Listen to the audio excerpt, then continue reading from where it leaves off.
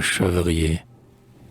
Ô berger, ne suis pas dans cet âpre ravin les bons capricieux de ce bouquin docile, aux pentes du ménage, où l'été nous exile, la nuit monte trop vite et ton espoir est vain. Restons ici, veux-tu? J'ai des figues, du vin. Nous attendrons le jour en ce sauvage asile. Et par le bas, les dieux sont partout, hommes d'asile.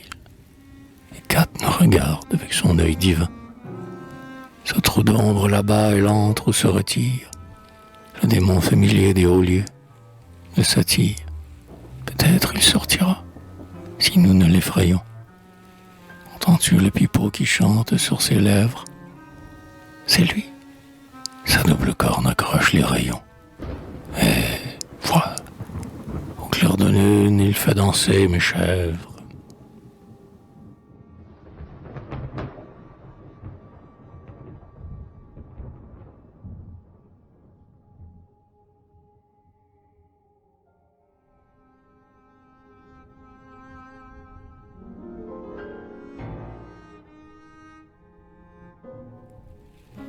Les bergers, viens, le sentier s'enfonce aux gorges du Silène.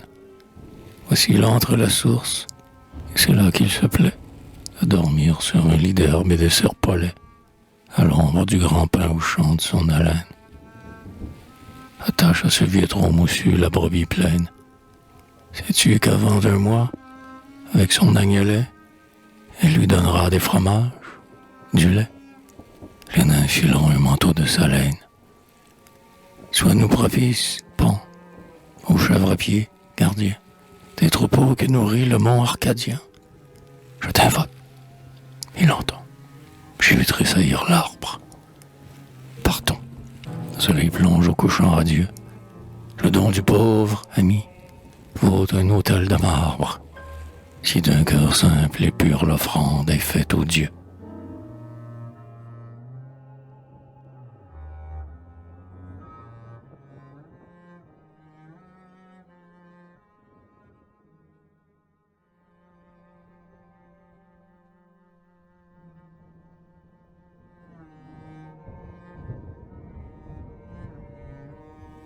Épigramme votive, heureux d'Arès, à la belliqueuse discorde.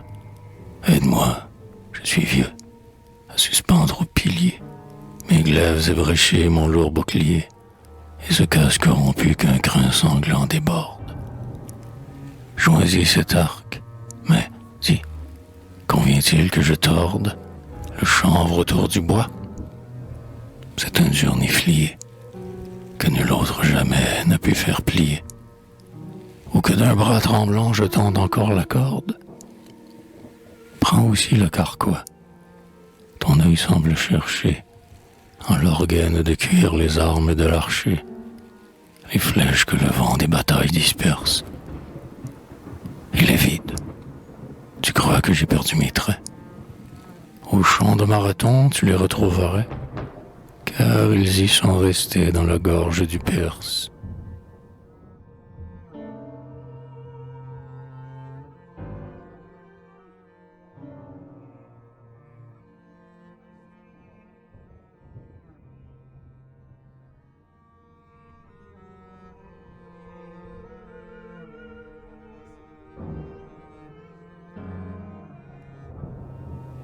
Épigramme funéraire.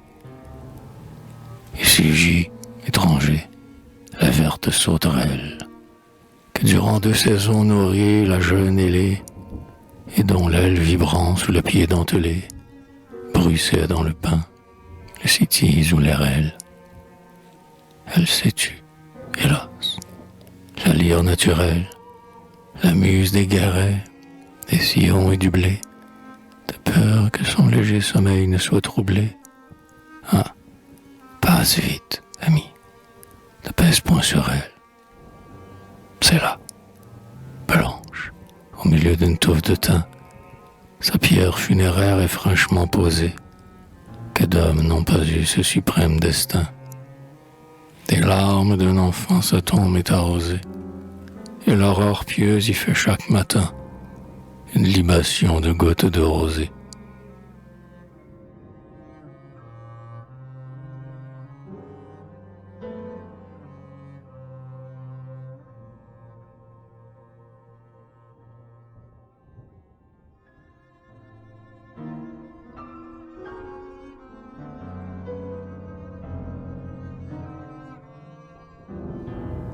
Le naufragé, avec la brise en poupe et par un ciel serein, voyant le phare fuir à travers la mâture, il est parti d'Égypte au lever de l'Arcture, fier de sa nef rapide aux flancs doublés d'airain.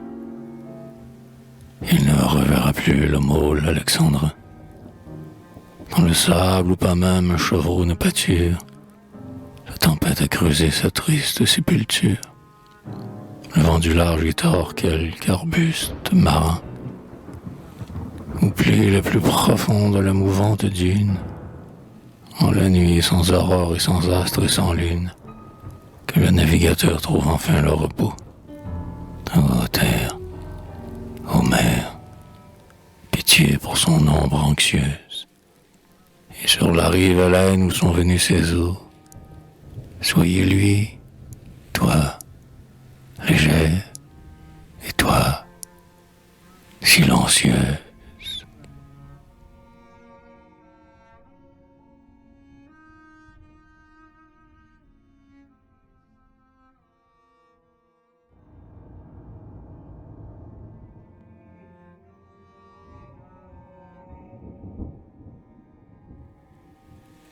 La prière du mort.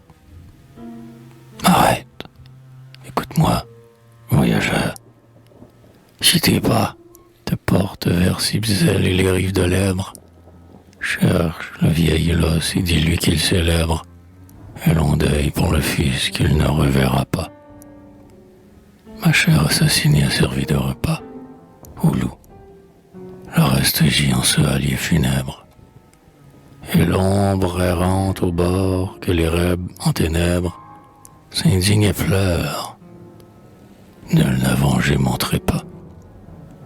Pars donc, et si jamais, à l'heure où le jour tombe, tu rencontres au pied d'un tertre ou d'une tombe une femme au front blanc que voile un noir lambeau, approche-toi, ne crains ni l'ennui ni les charmes.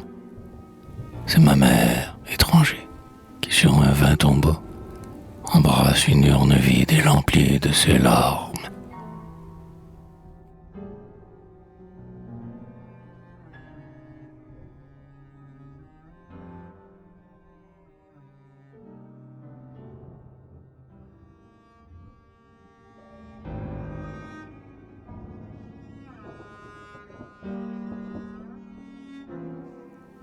L'esclave, tel, nu, sordide, affreux, nourri des plus vils mets. Esclave, vois, mon corps n'a gardé les signes. Je suis né libre au fond du golfe aux belles lignes, où l'ibla plein de miel mire ses bleus sommets.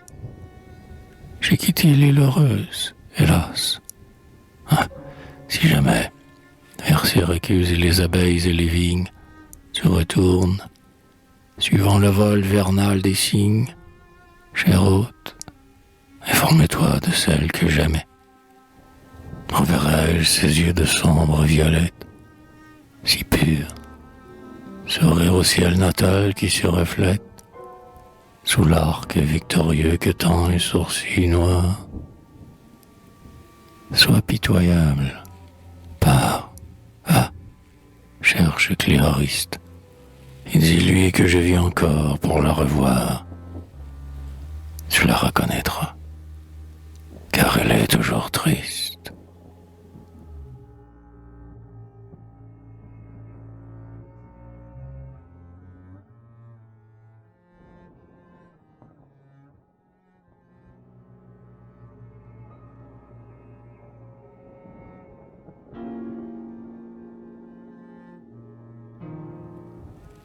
Le laboureur, laisse-moi la charrue, un joug, les seclusions, l'herse, l'aiguillon et la faux acérée, qui qui fauchait en un jour les épis du néré, et la fourche qui tend la gerbe aux paysans.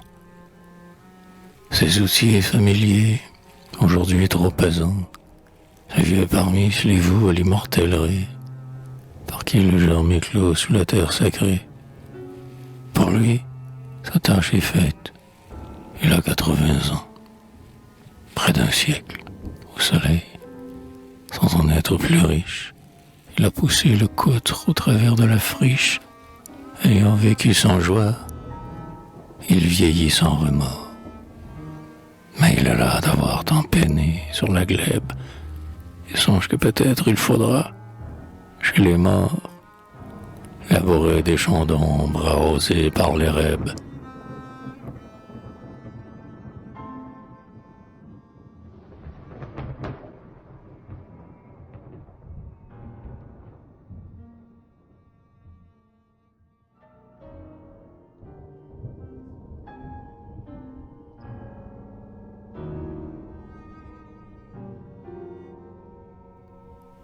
À Hermès crie au fort,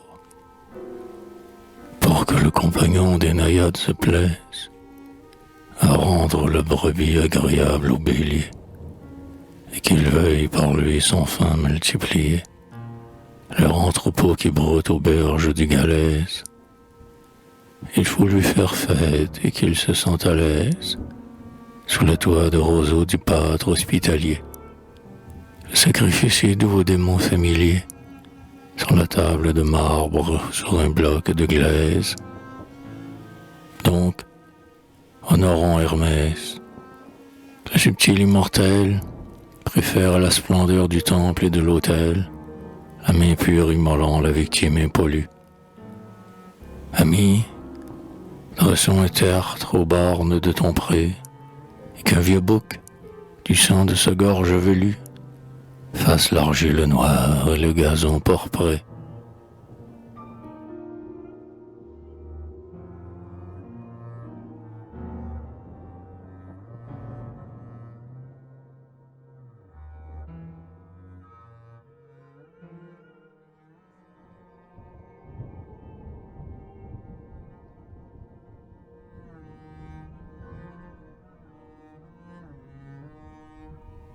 La jeune est morte.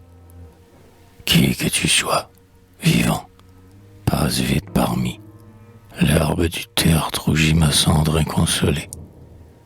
Ne foule point les fleurs de l'humble mausolée, d'où j'écoute tremper le lierre et la fourmi. Tu t'arrêtes, un chant de colombe a gémi. Non, qu'elle ne soit pas sur ma tombe immolée. Si tu veux m'être cher, donne-lui la volée. La vie est si douce, hein? Laisse-la vivre, ami. Le sais-tu, sous le myrte enguirlandant la porte, épousée vierge, au seuil nuptial, je suis morte, si proche et déjà loin de celui que j'aimais. Mes yeux se sont fermés à la lumière heureuse, et maintenant j'habite, hélas, et pour jamais, l'inexorable Érèbe et la nuit ténébreuse.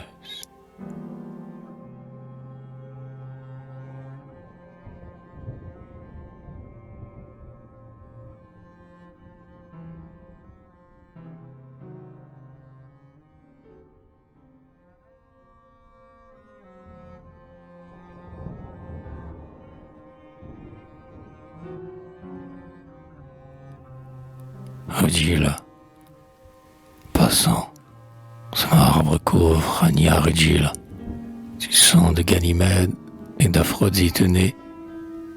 Le noble Hérode aima cette fille d'aînée.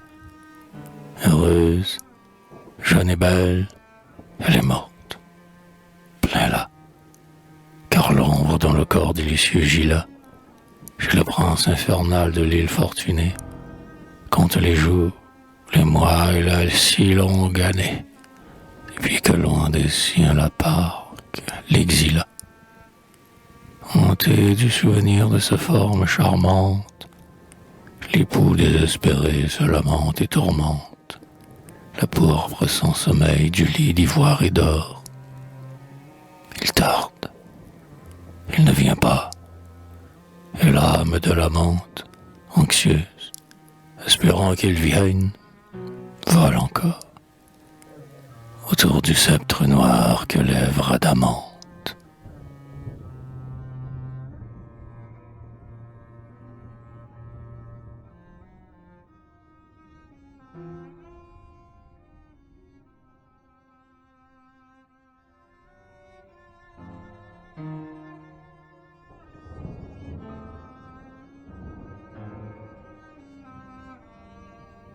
Le coureur, tel que Delphes l'a vu quand, Timos le suivant, il volait vers le stade aux clameurs de la foule, tel l'Adas court encore sur le socle qu'il foule, d'un pied de bronze, svelte et plus vif que le vent.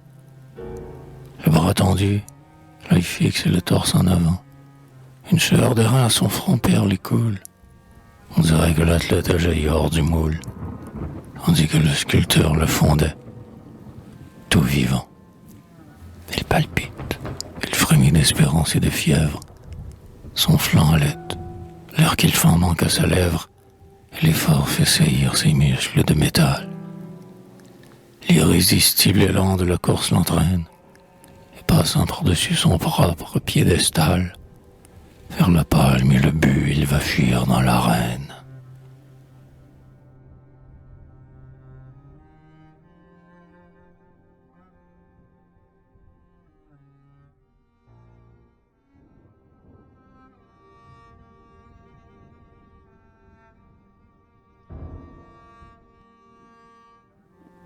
Le cocher, étranger, celui qui, debout immonde, maîtrise d'une main par leur quadruple reine ses chevaux noirs et tient de l'autre un fouet de frêne, guide un quadrige mieux que le héros castor. Issu d'un père illustre et plus illustre encore, mais vers la borne rouge où la course l'entraîne, il part, semant déjà ses rivaux sur l'arène.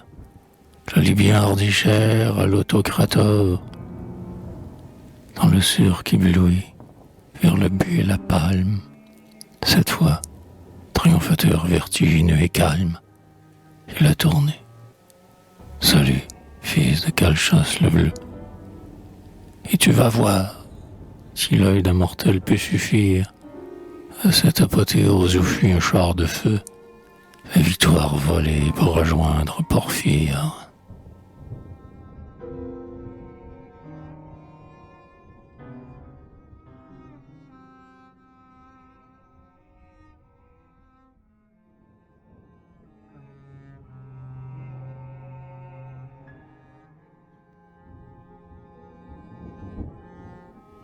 Sur l'Autrice, l'air fraîchit. Le soleil plonge au ciel radieux. Le bétail ne craint plus le ton ni le but preste. Aux pentes de l'Autrice, l'ombre est plus longue.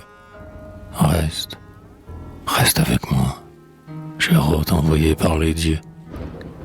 Tandis que tu boiras le fumant, tes yeux contempleront du seuil de ma cabane agreste les cimes de l'Olympe aux neiges du teint freste, la riche Thessalie, les monts glorieux.